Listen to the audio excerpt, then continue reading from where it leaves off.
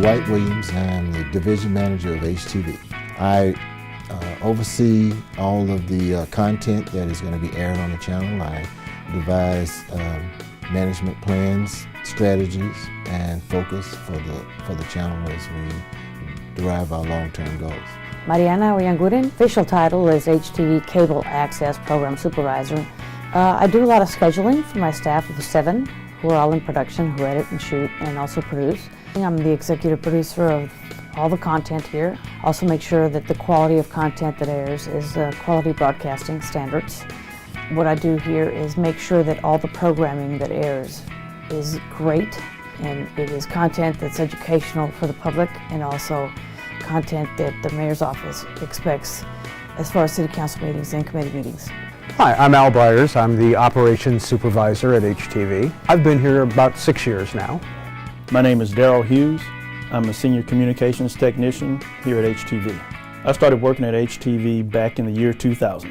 I came in as a master control operator part-time. My name is Carlos Gonzalez, and I am a senior communications technician. I'm technical director. I am one of the persons that make the transmissions of the live events like City Council, Planning Commission, transmission of special shows, special events like Christmas tree lighting, for example. Also, I'm editing, lighting, sound, camera also, and everything of everything, and this is my job. In 2000, I was looking for an opportunity to kind of wind down my career. I'd been in broadcast for quite a few years, over 13 years at that time, and wanted to do something different. Wanted to take my life in a direction that I felt comfortable with. And I was approached by the city government to be their engineer in 2000, and I thought, oh, this would be a great opportunity for me to wind down, be maybe in my years of starting toward retirement. I started as a temp the last 2 weeks of December 2007. I had the pleasure of covering the inauguration for Mayor Bill White at Discovery Green in weather that was freezing with sleet, and it was so cold that our hands were freezing on the cameras from the cold weather. I started as a freelancer in 1999, and then I become an employee between 2000 and 2001. So I'm here for almost 14 years. Early on, when I first started working here in HTV, I'd been here probably a little bit over a year. That was when one of the biggest events to happen in the history of Houston occurred. It was a weather event, Tropical Storm Allison.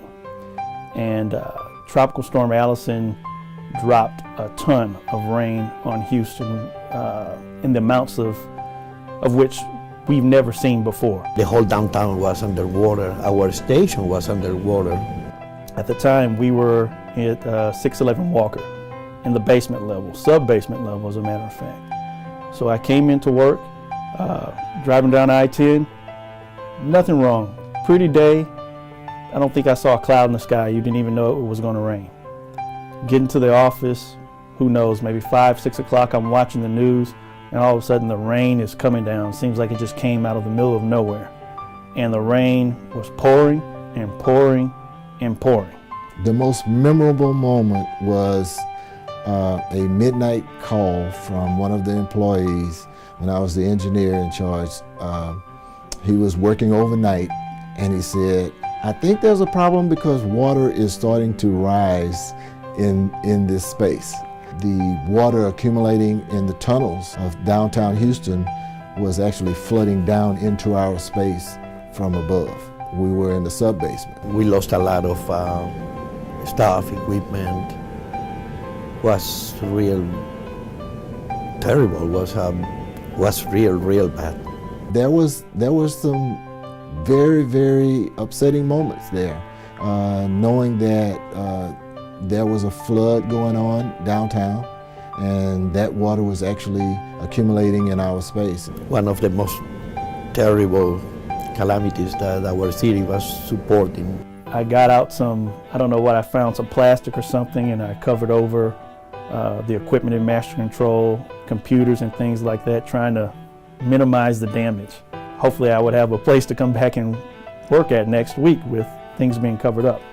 And some people say, hey, you prevented us from getting some new equipment. So that's a pretty memorable experience. I have never experienced anything like that in my life. Everyone kind of was looking for leadership.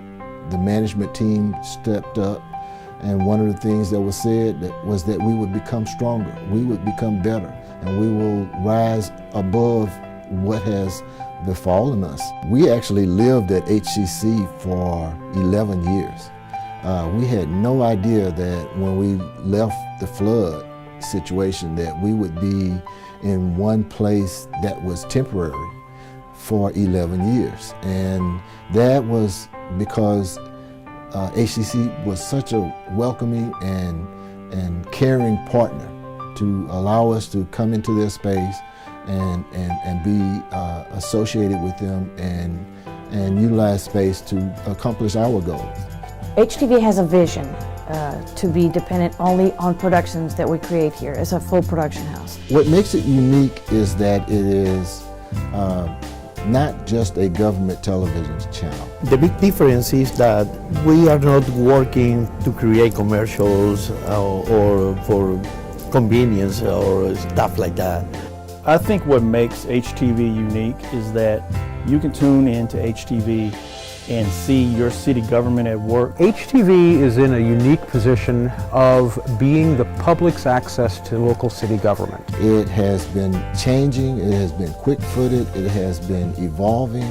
We started the process of creating a vision for HTV in 2005 when we started looking at the potential to derive revenue from a sponsorship model.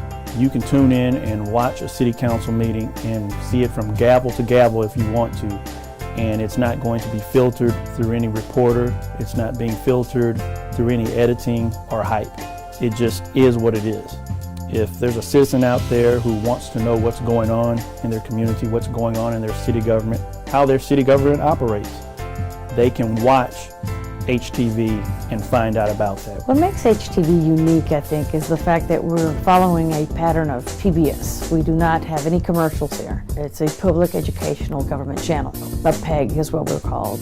We do a lot of committee meetings, council meetings required, and we also do training videos and then get a chance to produce really fun stuff like HPD in Action, ride-alongs with the fire department. We also get to do a lot of stuff for city departments and outside content like Latino Voices. This administration and previous administrations have a very strong desire for the public to be aware of what they're doing in city government. We're the open doors to the chamber for the people that can't make it to City Hall to attend decision-making meetings, city council meetings.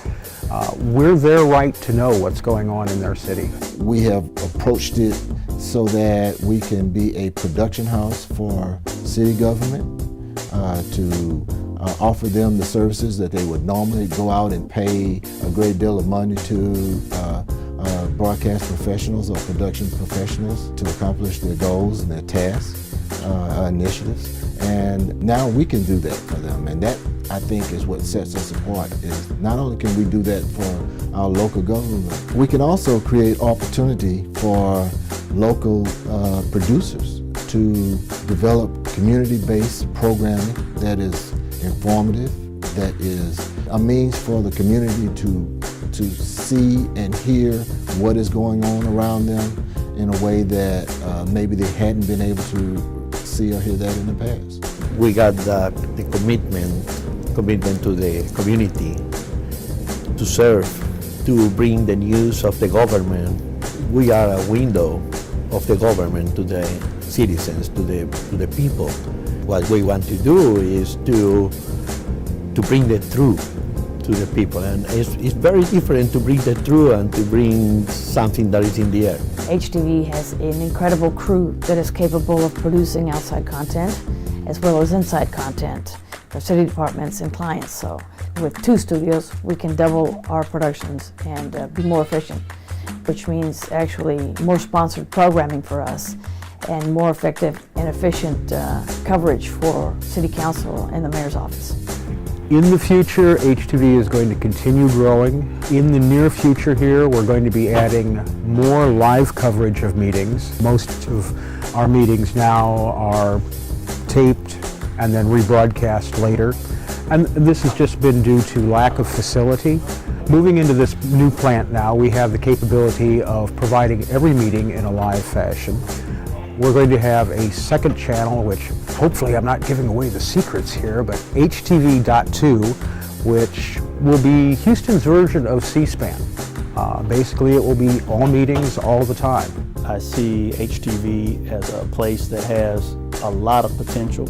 I think HTV performs an extraordinary public service by bringing what we bring to the citizens of Houston, those who have cable, and even those who don't have cable and can watch online all of the city meetings. You can find out what's going on in your city government by watching our channel. You get to see it unfiltered. It's not filtered through reporters. There's no hype or anything like that. You can watch and find out what's going on. HTV has made a name for itself and won very, very big awards, including Awards of the Year, which is a huge pat on the back for us. We have a lot of fun. We have very, very creative people. They all come with an extensive background in broadcast news, and they all know how to shoot and edit, and they're fantastic. I think that in the future, this will be one of the most stronger TV stations in our country. I think we'll continue to provide all of the services that we have provided in the past and we provide now, and add things to that, more innovative programming. Where do I see HTV going from here? The sky's the limit. I think that we will set the standard for government television and community-based television so that it will take us to another level.